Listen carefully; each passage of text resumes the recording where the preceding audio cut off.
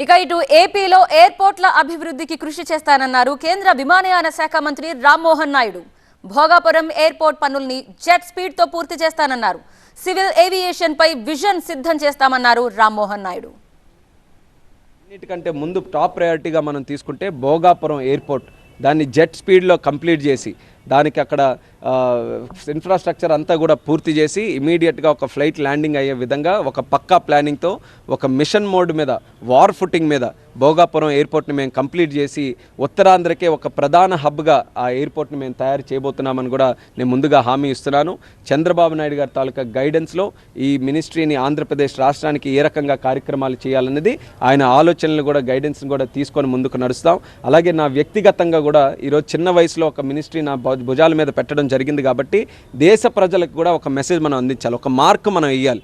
Youngsters కూడా ఏదైనా ఇస్తే అది సాధించగలరు, యంగ్స్టర్స్లో ఆ ప్రతిభ ఉంది, ఆ టాలెంట్ ఉందనేది దేశ ప్రజలకు కూడా ఒక మంచి మెసేజ్ ఇచ్చే విధంగా సివిల్ ఏవియేషన్లో ఒక మంచి మార్క్ వదిలే విధంగా మరి భవిష్యత్తులో కృషి చేయాలన్నటువంటి ఆలోచనతో నేనున్నాను.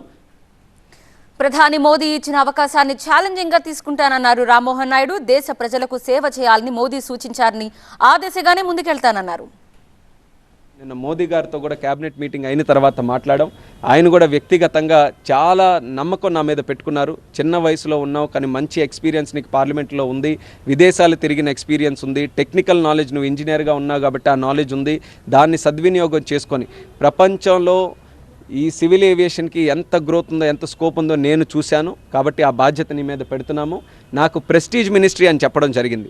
ఇంటర్నేషనల్ లెవెల్లో మన రెప్యుటేషన్ని, భారతదేశ రెప్యుటేషన్ని, వ్యక్తిగతంగా మోదీ రెప్యుటేషన్ని నీ చేతుల్లో పెడుతున్నాం. ఇది జాగ్రత్తగా భద్రంగా చూసుకొని దేశ ప్రజలకి మంచి సేవలు అందించాలని ఆయన కూడా ఈరోజు ఎంకరేజ్ చేస్తూ పంపించడం జరిగింది.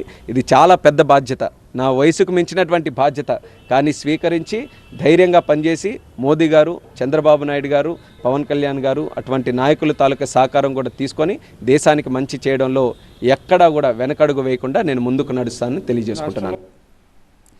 రాష్ట్రంలోని ఎయిర్పోర్టుల్లో సౌకర్యాలు పెంచేందుకు మంచి అవకాశం వచ్చిందన్నారు రామ్మోహన్ నాయుడు. విజయవాడ, తిరుపతి ఎయిర్పోర్ట్లకు కనెక్టివిటీ సమస్య ఉందని సాధ్యమైనంత త్వరగా దాన్ని పరిష్కరిస్తామన్నారు. నేను ఇప్పుడే చెప్పాను, సివిల్ ఏవియేషన్కి సంబంధించి ఎయిర్పోర్ట్స్, అలాగే మన Vijayawada airport, Tirupati airport international లెవెల్లో ఉన్నాయి. కానీ అక్కడ కూడా చూసుకుంటే కనెక్టివిటీ ప్రాబ్లమ్స్, ఇంకా ఫ్లైట్లు పెంచమని లేకపోతే మంచి సిటీస్కి కనెక్ట్ చేయమని, చిన్న ఎయిర్పోర్ట్స్ కర్నూలు కానీ, కడప కానీ, రాజమండ్రి కానీ అలాంటివి ఉన్నాయి. సో అవన్నీ కూడా డెవలప్ చేయడానికి, ఇన్ఫ్రాస్ట్రక్చర్ క్రియేట్ చేయడానికి మనకి మంత్రిత్వ శాఖ చాలా ఉపయోగపడుతుంది. అలాగే చాలా పొటెన్షియల్ ఇంకా జాబ్ క్రియేషన్కి సంబంధించి కూడా కొన్ని ఏరియాస్ ఇందులో ఎక్స్ప్లోర్ చేయడానికి అవకాశం ఉంది. దాని మీద కూడా మేము దృష్టి పెడతాం.